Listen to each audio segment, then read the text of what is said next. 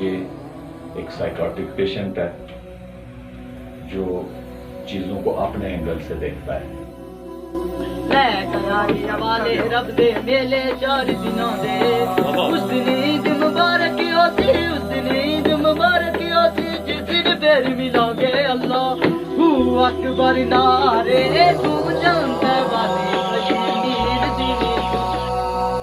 माँ जैसी अजीम नेमत जो है वही घर को स्मूथ रखती है और बच्चों की तरबियत और बच्चों को सीधे उसमें और घर में उनके काम काज मामलात को करती है।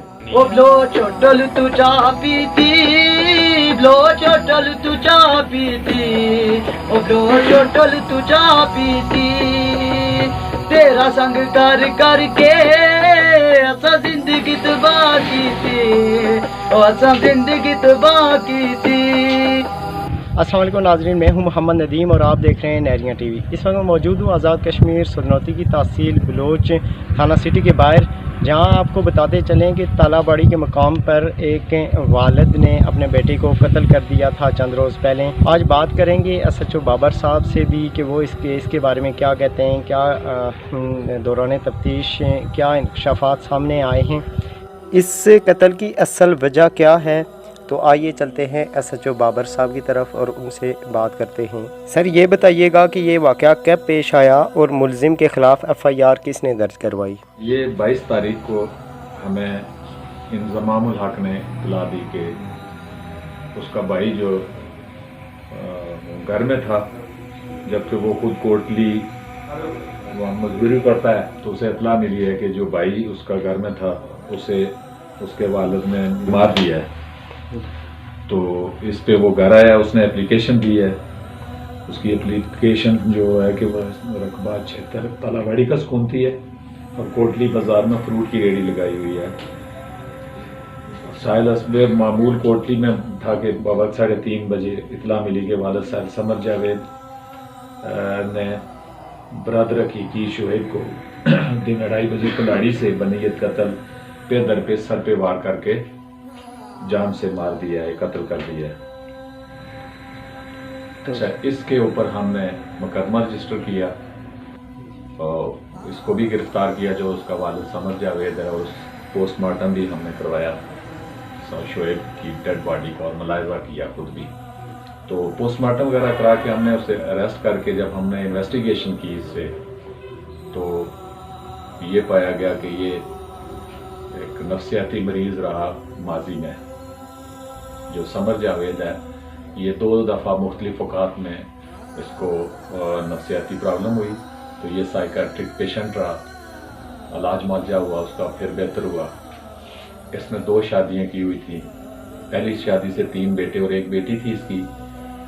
जो शोएब है ये उसका एक 3 बेटों में से एक ये था, और जो दूसरी शादी थी इसके पहली के फौत होने के बाद, बीवी के फौत होने के बाद दूसरी शादी इसने की, तो उसमें 1 बची हुई, वो भी बीवी भी उसकी फौत हो गई। तो ये घर में बच्चों को, क्योंकि बेटी इसने जो पहली बेटी है बड़ी है वो शादी करके दी हुई है, तो ये खुद ही खाना वगैरह बनाता था घर में और घर के काम काज भी खुद ही करता था, क्योंकि घर में कोई औरत नहीं थी। और जो इसके ये बेटे हैं, एक जो इंज़मामुल हक है और ये जो शोएब है, ये दोनों गैर शादीशुदा है, और एक तीसरा बेटा इसका वो छोटा है, अभी स्कूल गोइंग है। तो उस रोज़ इसने जो छोटी बेटी थी और जो एक छोटा बेटा घर में था, उन्हें अपनी बेटी के घर में भेजा। तो वो वहाँ पे गए और ये बेटा उसका घर में ही था, तो इसको इसने कुल्हाड़ी के वार करके मारा। अब इसको मुख्तलिफ औकात में उसे मुख्तलिफ बातें कहता रहा, काम के लिए कहता रहा, जो वो उसकी बकौल इसके कि जी इसकी फरमाबरदारी नहीं करता था, नाफरमानी करता था, हुक्मदुली करता था, इसके काम जो भी ये बताता था उस पर नहीं करता था। तो इसमें तैश में आके इसने इस वजह से उसको मारा। उसके लिए क्योंकि इससे पहले यहाँ पे लंदरी में उसके खिलाफ एक मंशियात का मुकदमा हुआ, तो ये कहता है कि जी वो मंशियात इस्तेमाल करता था और जब मैं चीज़ उससे मना करता था वो वही करता था, तो मैंने तैश में आके उसको मारा है। लेकिन जो हमने इस वक्त तक तफ्तीश की है, इसमें 3 चीज़ें महसूस भी हुई हैं और वो साबित हुई हैं, पाई गई हैं। पहली चीज़ ये है कि ये एक साइकोटिक पेशेंट है जो चीज़ों को अपने एंगल से देखता है। तो इस वजह से ये अपने हवास खो बैठा और अपने ही बेटे को इसने मारा। इसकी दूसरी जो मेन वजह है, घर में माँ जैसी अजीम नेमत जो है वही घर को स्मूथ रखती है और बच्चों की तरबियत और बच्चों को सीधे उसमें और घर में उनके काम काज मामलात वो करती है। तो इसकी बीवी फोत होने की बुनियाद पे, क्योंकि इसकी बीवी थी और शोएब की माँ थी, इसकी बीवी फोत होने की बुनियाद पे ये घर के काम इसे खुद करने पड़ रहे थे और इस वजह से भी ज़्यादा डिस्टर्ब था।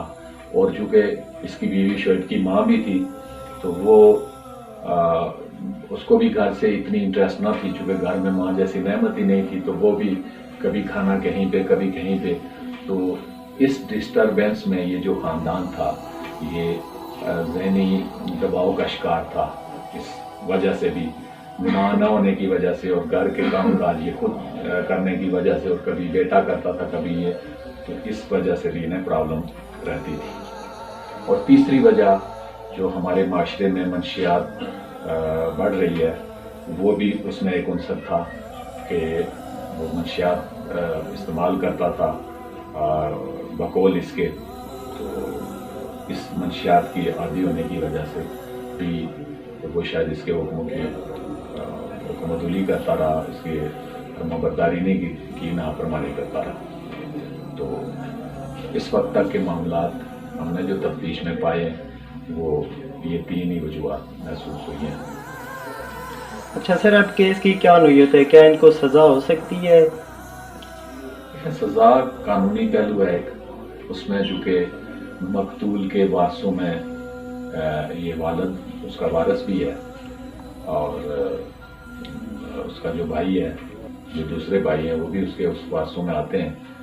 तो इसमें अगर ये उसे माफ़ करें, जो उसका पर्चा कटवाने वाला बेटा है, तो वो बाप को माफ़ कर दे तो माफ़ हो भी सकता है। लेकिन ये कोर्ट देखेगी, इसके वाक़यात को देखेगी और हम पूरे तरीके से इसे परसू कर रहे हैं और इंशाल्लाह करेंगे।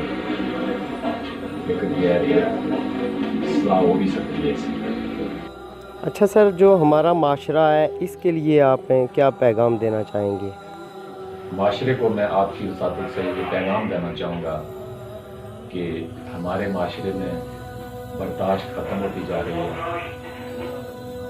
और ये अदम बर्दाश्त की वजह से हमारा माशरा जराइम की तरफ बढ़ रहा है और हम बेसब्रे होते जा रहे हैं। हम छोटी छोटी बातों पे लड़ने मरने पे आ जाते हैं। ये एक ही घर का वाक़या नहीं, ये एक साइकाट्रिक पेशेंट है, इसे हम अलहदा रख के हमारे रोज़ देखते हैं कि बहुत छोटी बातों पर झगड़े हो रहे हैं और जिसकी बुनियादी वजह हमारे अंदर बर्दाश्त ख़त्म हो गई है। मैं आपकी वसातत से पूरे माशरे में सबको ये पैगाम देना चाहूँगा कि हम लोग सब्र और तहम्मुल का मुज़ाहरा करें।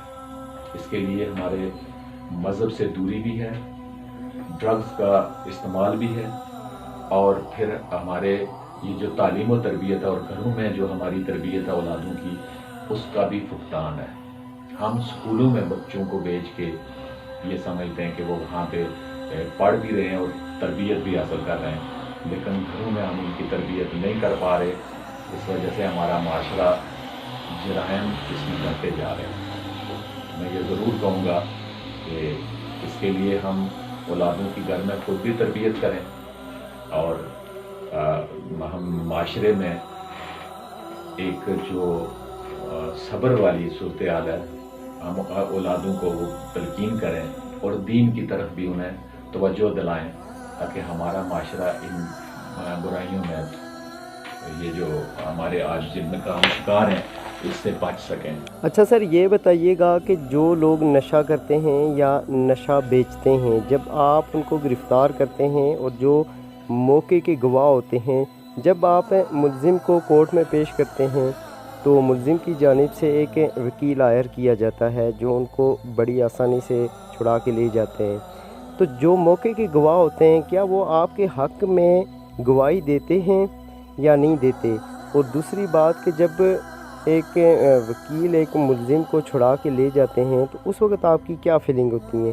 کیا ان کو سزا ہوئی ہے کسی ملزم کو، یا سزا ہونی چاہیے جو منشیات فروخت کرتے ہیں؟ افسوس سے کہنا پڑتا ہے کہ ہم کسی بھی گواہ کو، سول گواہ کو اس لیے بلاتے ہیں، اس کے سامنے ہم ساری کارروائی کر رہے ہوتے ہیں، لیکن وہ کورٹ میں جا کے انکار ہوتا ہے، اور ہماری کورٹس اور جو ہمارا قانون ہے وہ چونکہ سول گواہ پہ زیادہ ٹرسٹ کرتا ہے، اس وجہ سے یہ جرائم پیشہ جتنے ہم پکڑتے ہیں تو زیادہ لوگوں کو سزائیں نہیں ہو پا رہی ہیں معاشرے میں، وہ یہاں سے ضمانتیں لے کے پھر وہی کاروبار شروع کرتے ہیں، بار بار بھی ہم انہیں پکڑتے ہیں، اور ایسا بھی کوئی قانون نہیں کہ ہم جو دوسری بار یا تیسری بار پکڑا جائے ڈرگ سیل کرتے ہوئے تو اس کے اوپر کوئی اضافی سزا ہو، یہ بھی ہمارا ہے پرابلم، لیکن یہ ضرور ہے کہ معاشرے میں ان چیزوں کی حوصلہ شکنی کے لیے جو لوگ ہیں وہ گواہی سنجیدہ ہیں۔ سر، جو لوگ موقع کے گواہ ہوتے ہیں اور بعد میں عدالت میں جا کے وہ اپنے بیان سے